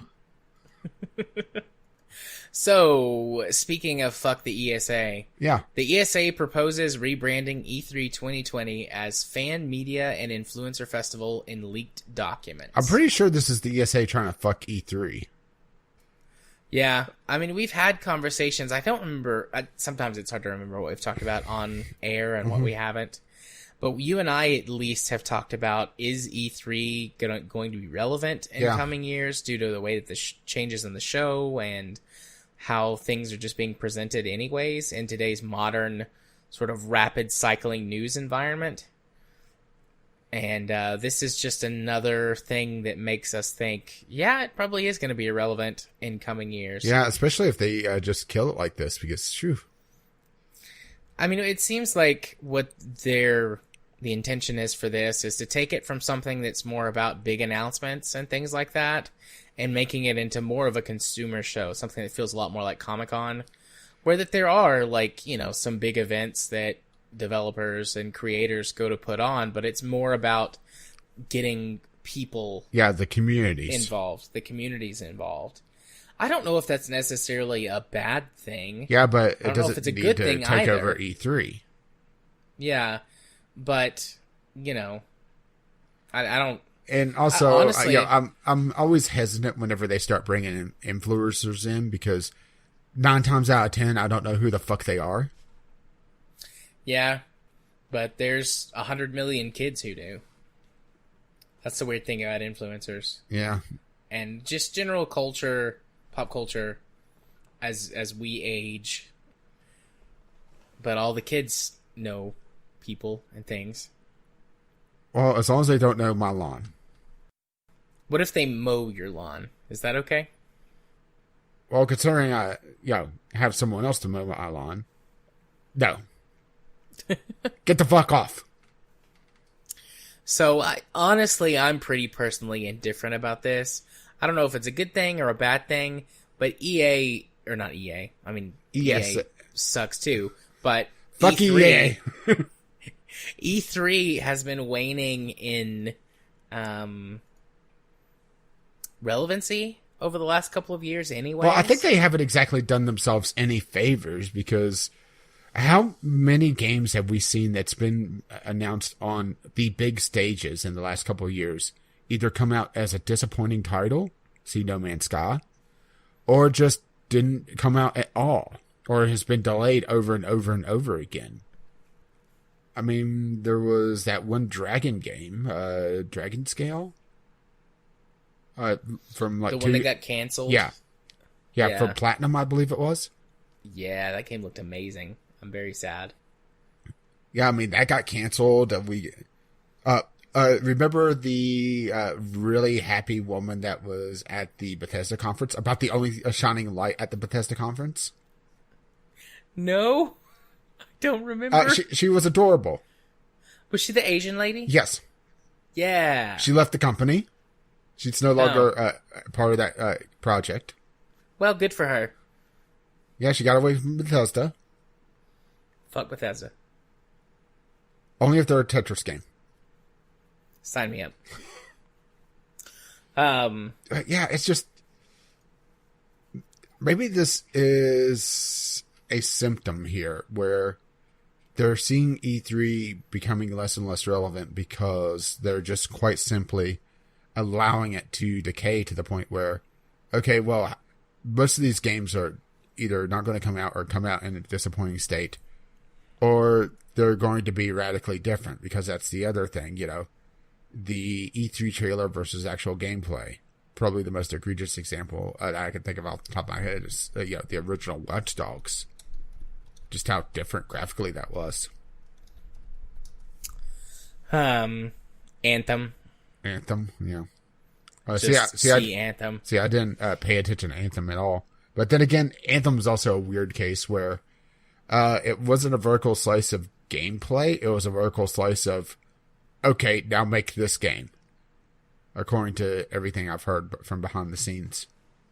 Yeah. I don't, and maybe I'm misunderstanding what you mean when you say this, but it makes it, the way I'm taking what you're talking about is like, you're saying things like, they're basically they've allowed it, they've basically let it decay, where it's ripe for some sort of change, but they're trying to take it into a more community-oriented show and really take away one of the main stages for smaller platforms. Because, yes, it is focused on at least the announcements that's broadcast to, Microsoft, Sony, the big names. But what we don't see is, all the little booths or the, montages or the small studios that get brought up on stage by the big guys as a passion project. Yeah. So having a refocus on the community makes it so that PewDiePie's going to be there instead. But maybe I'm just misunderstanding, but what I'm hearing you say is that the ESA somehow controls those things. And I mean, for everything that the ESA fucking sucks about, I mean, they don't run all of these companies that are making all these disappointing games. Yeah, but they also set the guidelines for the presentations. Yeah, I'm probably saying it wrongly, that they've had a very hands-off approach and allowed the companies to just run rampant. Does that make more sense? Yeah, that makes sense. Because honestly, it should never be, the joke of the or the E3 version, right? Yeah. Okay. That's what I was trying to say. Is that they've had too hands-off of approach, and game companies will be shitty if they have a chance to. That's what I was trying to say. Gotcha. Yeah, that wasn't... And I mean, that also could have just been me, but that wasn't coming across the first time you explained it. But I see. I understand now. And yeah, that makes sense. I agree. Actually, the idea itself of a community-focused event like this isn't bad in of itself. Okay, they need to workshop the name. I think that's fair, right? Yeah. But make it something separate. Yeah, they could do 2 separate events. That's a lot of work, though. Well, it doesn't have to be around the time of E3 either. Yeah, they are pretty fucking lazy, though. Yeah, I mean, they make you look like, you're on your game, huh? I know, they do. They really do. I've not released thousands of people's information online. Via a spreadsheet. An Excel spreadsheet, was it? I believe so. That was just, there on the server. The form was just dumping into it. I mean, that's an amazing amount of laziness. Would applaud that, but I'm too lazy. Nice. I would say more, but I'm too lazy also. Well, how about we talk about somebody that hasn't been lazy? Yeah, let's talk a little bit about Steam with their new Steam library updates. We mentioned this last week, that it was going to be coming. It launched into, beta today. Yeah, open beta. Open beta today. And I have been playing around with it a little bit. Yeah, I played around with it some.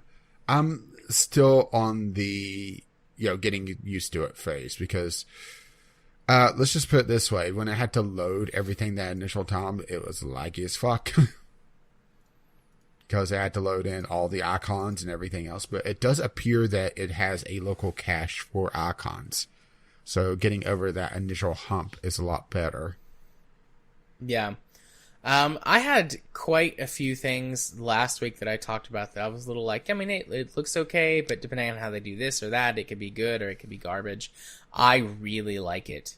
I like the way that it's laid out. I like the way that the sort of tiles are set up and how you can customize those by using different lists you've already set up, or you can create new ones.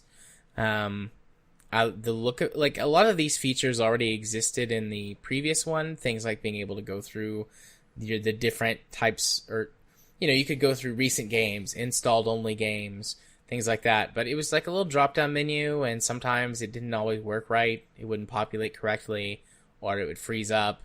And I don't know if that's just because of library sizes or what. Or it'll just, but now it's just accidentally delete all the libraries. Yes, and then everything would be just stuck back in just a whole games list. But now you've just got a couple of simple buttons that you can toggle on and off for recent games, for only installed games, or for all of your games. You can switch the views up in a couple different ways. There's like a home screen that has got like recent news from games that you've played, your recent games by default, and then your various like a games list, which you can add to and customize those as you want. And then over on the list of games that you have, people who are playing games, they have little icons, little like the green Steam friend icon that pops up beside them. So, for example, right now, Jim is playing No Man's Sky, surveying a planet, and I can just hover over the icon, and it tells me what he's doing in the game. And I see he's playing No Man's Sky. And if I click on that, let's see, I'm doing this right now. So it doesn't look like there's a way to directly join him, but clicking on any game, but may just not be supported by that game. Oh, it might not. That's a good point. I've got some other people playing stuff. I can launch the game by right-clicking, although I think that is just for the game itself and doesn't quite have to do anything with the person. Oh, okay. All right, so here we go. So whenever you click on the game, so Jim playing No Man's Sky, I click on the No Man's Sky list item, and then it populates sort of the main view where the tiles were before with No Man's Sky, and it's got a bunch of stuff on there. But then I can see one friend playing the game right now. I can right-click on that, and then I can click to join game, and it will launch the game, and I assume join him. And scare the ever-living hell out of him. That's pretty cool how that works. You can just jump into games more easily with your friends. Yeah, I do find the game page itself a bit cluttered, but then again, it may just be a personal thing, and also some of the games I looked at probably just are more cluttered than others. Definitely, there's a difference between games, because I'm just looking at some different games right now. So looking at No Man's, well, so looking at this in general, previously where that you would you could right click on a game, or click on a game and see some stuff about it, and everything was kind of like just different buttons you could click on and go to those different things. Now you get like the game banner, big play button at the top, a couple of quick things: when you last played, your total play time, your achievements, but you can click on the achievements and it'll take you directly to that. And then the store page, community hub, groups, discussions, guides, workshop, and support are all in this like sort of quick bar at the top. There's some options related to those things. You can manage like game details, lists about it, properties about the game. Can get more information just by clicking on it, the little information button. And then it tells you single player, multiplayer, publisher, developer, etc. You can scroll down a little bit and you can see recent activity for other players in the game. So I can see that September 14th, Jim got 2 achievements.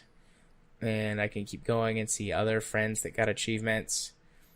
It highlights recent community content, recent Steam Workshop things.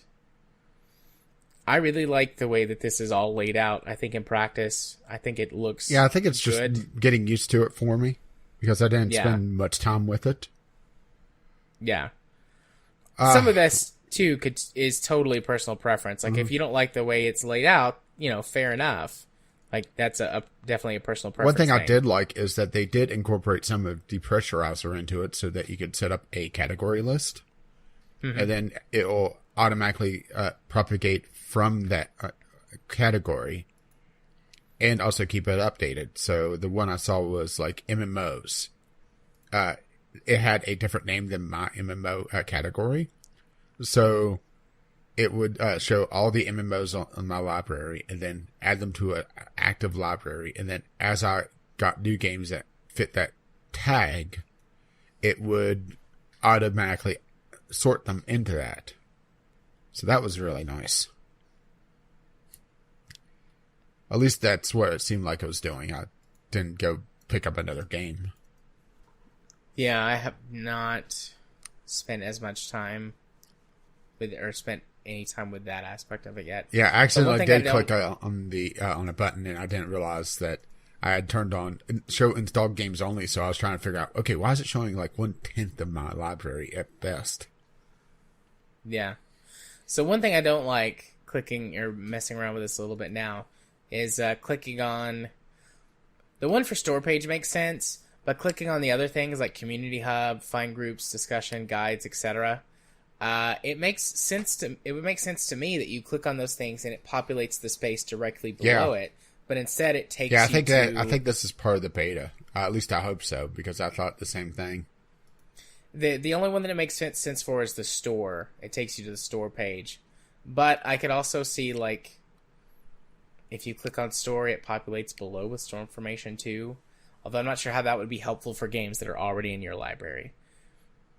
But you know, that, like I said, that one makes sense. But community hub, groups, discussions, guides, workshop, those should all populate underneath the bar at the top in sort of the activity feed or something like that area. But that's the only real complaint that I see with it so far. Yeah, I think it's just the fact that, still getting used to it, and also the fact that it is, beta is beta, right? Yeah. So I think we may see some more features added to it, which would technically make it an alpha, but let's go with it. But I think it's a good start. It's just, I haven't spent enough time to get used to it. Yeah.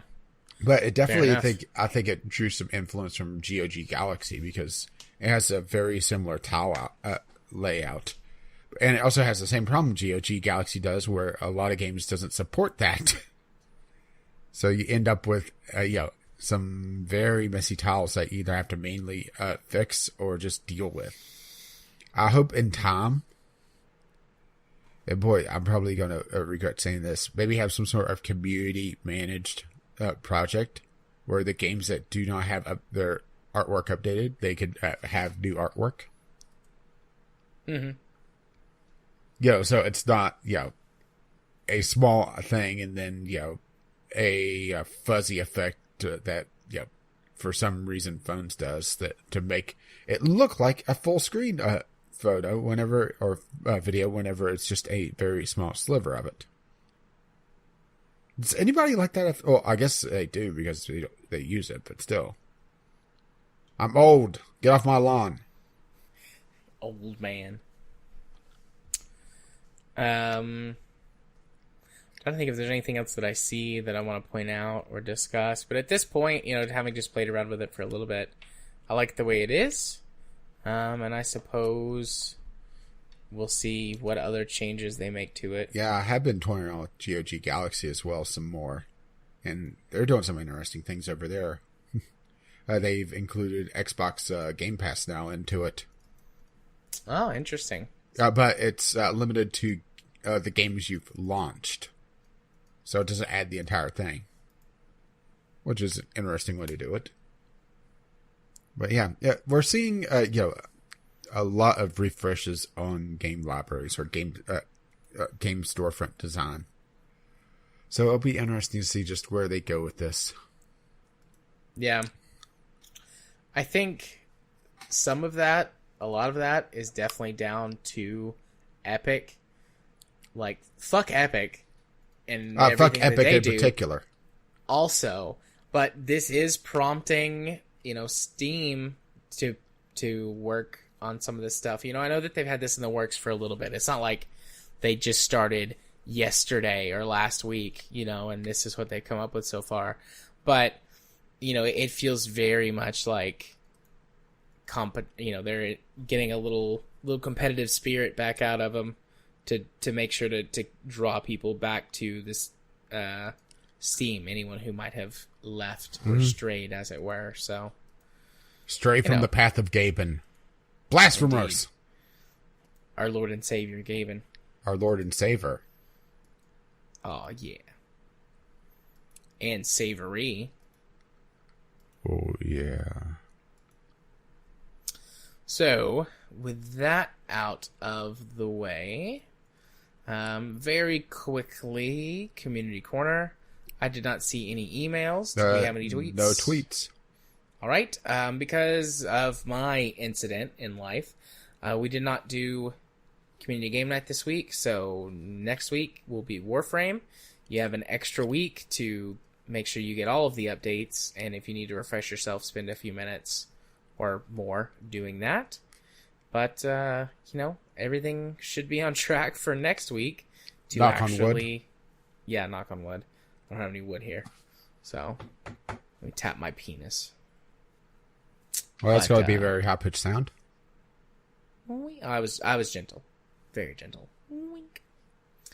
But yeah, we'll get into that next week. So, you can go check out the list on Discord to get an idea of games coming down the pipeline for the next few weeks. The list is in need of some updating for sure as we come near the end of what had been prepared or suggested when I first put the list up. Pretty sure I'm going to put No Man's Sky on there for a multiplayer night and that in one of the upcoming weeks, but we've still got quite a few weeks for the remainder of the year. So please feel free to throw some suggestions our way. And where can they send those to? Well, you could email them to us at vglpodcast@gmail.com or just tweet them to us, VGLpodcast, on the Twitter. Indeed. So, the last part of our show for the night, doobly-doo on over to that there Discovery queue. Yes, which I'm already pasting a game into. Because of course I am. You are. Session. Skateboarding sim game. Okay, probably not a great title for it, but this is an early access take on Skate. A simulator-esque skating game. Sort of a simcade. Requires a gamepad to play, but it actually is pretty impressive looking so far. There hasn't been a lot of skateboarding games on PC in general, not counting the very old Tony Hawk games, which those are very old. So, yeah, it's interesting to see a proper skateboarding game. And it looks like it's using a very similar font to Skate. Yeah. Yeah, I wonder if this is the same studio. What's the studio listed there? Creatures. I mean, they have a very, sim sandbox feel to them. That's why it looks interesting.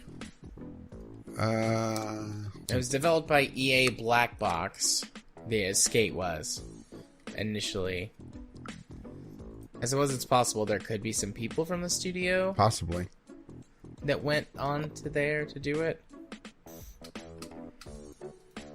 Yeah, Right, I'm not sure, but it looks rather interesting so far. It's really going to be how it shakes out in early access and between 6 to 12 months. So see you in 2 years. Awesome.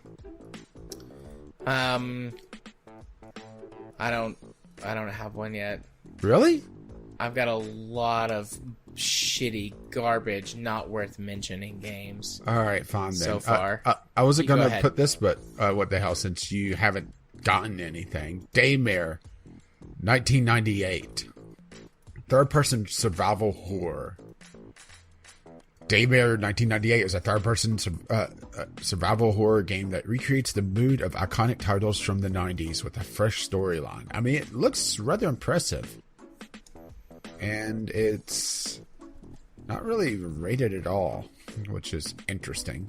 There's some very mixed stuff going on with it.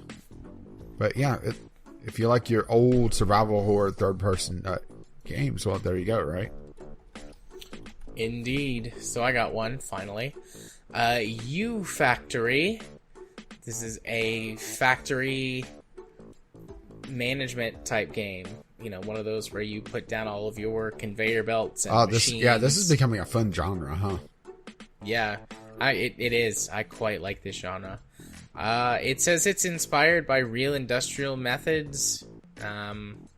So I don't know if that means there's something other at play other than just put the feeder line into the machine and then the exit line out of it. I also think it looks like it might be more of a puzzle game because it's talking about having levels down in the description of the game. So it could be more puzzle than just sort of sandbox or career mode type thing. 7 unique scenarios, 25 objectives, 42 unique machines, different conveyor belt types and materials. So maybe it does have a puzzle aspect or a challenge mode. So, yay, I had one. Yay. You only went through, what, half your queue? 10 games. Oh, okay, most your queue. You may want to start a second one then, because I've barely started. I intend on it. So I got Fun with Ragdolls, the game. This is a sandbox physics game, which could be interesting, with some sort of minigame scripting event in it as well. From the looks of it, I was only able to really poke around on it, and it looks like most of the explanation is actually in the the video. It's $13 though, so it's not terrible. It's interesting. There's been some rather interesting physics-based games out there, so that's one of them. So I got one. This is going to be your game of the year, probably. Oh boy. Aquaculture Land. Aquaculture Land is an aqua farming management game. In this game, you act as a businessman that runs a freshwater fish farm. You'll manage all things related to fisheries, raise your fish, produce some high-quality fish, and fulfill the needs of your customers to get benefits for your business. Oh, no. I mean, Stardew Valley is adding fishing pools, so I'm feeling conflicted, you know? Yeah. Yeah. It looks interesting. Yeah, it looks... I'll give it that. Yeah, it has a that sort of low rent farming game feel to it. Mm-hmm. So yeah, it's interesting. So I got one. Rebel Cops. Lead a ragtag squad of cops in rebellion against their town's new criminal power, and see how long you can hold out in this unforgiving turn-based spin-off game from This Is the Police. And so hopefully, they make it a little bit more sense, because I've had some problems with the storylines on This Is the Police. But yeah, they are very interesting games, and it looks like it's using the tactics segment from the second This Is the Police, which was actually fairly deep. It's just it was annoying to try to deal with the management side of things because it didn't make much sense. So yeah, very interesting looking, and it's pretty damn cheap as well. So that's probably worth at least a look. Huh, I may have another one. Do you have one? What is... So, yeah, I'm just reading this. Let me copy and paste the link. Constructor Plus.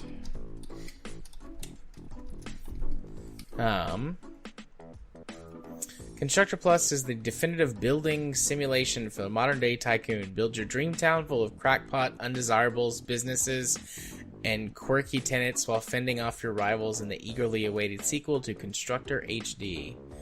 With almost 3 times more content, building just got bigger. Huh. It's a really interesting looking art style for like a city builder. Well, this is... it just looks... No, this looks like it's trying to ape the art style from the original. Yeah, this is 90s era. I have never played Constructor or Constructor HD or whatever. I'm familiar with it. Okay. It looks neat. I like the idea of it. Well, I may have found your game of the year. Mass Builder. Or, sorry, MASS Builder. Commandeer, customize, and build your mechanical assault skeleton suit, your mass, and lead the fight against alien invasions bent on exterminating the human race. It's a mecha game with a hell of a lot of customization from the looks of it. I love mecha and customization. Looking at the screenshots for this gives me an Armored Core feel, which is good if that's what they're trying to develop, sort of a... Yeah, it looks like it's pretty fast-paced as well. And it looks like at least it looks like part of the weapons are modular, so you could really customize things. I mean, there's a lot of depth that's teasing here. It is an early access, though, so that is something to look out for, and it will be on early access till 2021. So I was joking about, see you in a couple of years. Well, here we are, right? Yeah. But that's an interesting one. So, your game of the year? Quite possibly. What is this? Kind Words. I'm getting a link for you right now. Oh, wow. It's rare to see something on mostly negative. What? Is that a game that you just got? Yeah, a game I got. It looks like it's inspired by Devil May Cry, but doesn't understand a thing that makes it fun. So we'll skip that. Gotcha. So, Kind Words, lo-fi chill beats to write to. A game about writing nice letters to real people. Write and receive encouraging letters in a cozy room. Trade stickers and listen to chill music. We're all in this together. Sometimes all you need are a few kind words. I saw that on Steam, but I didn't look into it. I've actually seen a few apps on Android that's similar to this idea. It's just kind of like a just send out anonymous confessions thing, or just send out messages and have someone to talk to. I like this. It all comes down to if there's a population behind it, or also does this tie into a mobile app? Yeah, I didn't see anything mention a mobile, although I didn't look I didn't look closely or read the whole thing. Looks like it's Steam only. So, have you got another one? Because I've got one. Oh, I had an interesting one but you could go ahead again. NASCAR Heat 4. Oh, I just skipped over that. I have been a big fan of NASCAR games in the past. This doesn't look super great in the still shots. But, I'd be down to play a NASCAR game if it was any good. But I mean, it's NASCAR. If you're somehow not familiar with NASCAR, perhaps as someone who's not all left turns. American, it's mostly left turns. There's a few tracks that have right turns, but yeah. Yeah, but those are preferred by liberals. Well, I am a liberal, so. So, I got an odd-looking one. Not a crawl. A stolen enigmatic machine is your only way out. It's likely to kill you, but so will the hostile planet you're escaping. Pull levers, hack machines, and puzzle out how to pilot the nautical to freedom in this unusual atmospheric adventure, or die trying. This is a very interesting looking game. So you're essentially trying to figure out this really overly complex machine and escape. Mm-hmm. Very odd. I haven't seen anything quite like this. So, yeah. It looks like it's almost a VR game. But it doesn't look like it's VR only. So that's good at least. Has the developer made anything else? Okay. Oh, that's the publisher that would help. Developer. Looks like they haven't. It's going to the publisher. So, yeah. I'm a fan of whenever I see something unusual, and this is definitely one of them. Oh, I just got kind words. Yeah, my list is done. My second list is done. So. Huh. Well. I got a remaster of an anime RPG, which there's... I think this is the sequel to another one. Ni no Kuni Wrath of the White Witch Remastered. Pretty sure this is a sequel to Neokumi. Yeah, it's talking about journeying back. So, yeah. So, I would say probably best to go play the first one. But, yeah, this one's coming out. It's good to see, you know, I'm pretty sure this was a PlayStation exclusive. I mean, it's absolutely gorgeous looking. Yeah, I think Ni no Kuni was originally a PlayStation exclusive. I don't think it is anymore now. Yeah, I think it's on Steam. So, yeah, it's good to see the PlayStation exclusives finally make their way over. What in the hell is this? It looks like it's not very good. That's what it is. It has some severe problems, so we'll skip it. So that was the end of the Discovery Queue. Yep. And mine also. Yeah. I ended up just going through the one, so yeah. What were you hitting that was just causing you to skip everything? A lot of those really, really shitty, like, tile anime porn games. Okay, Jared, the next time you start looking at them, just mark them as ignored. I do that. I mark them as ignored. Sure you do. They still show up. Sure you do. Sure they do. So I think we know what's really happening here. The algorithm is working. Maybe. It's working for what you think it wants you to see.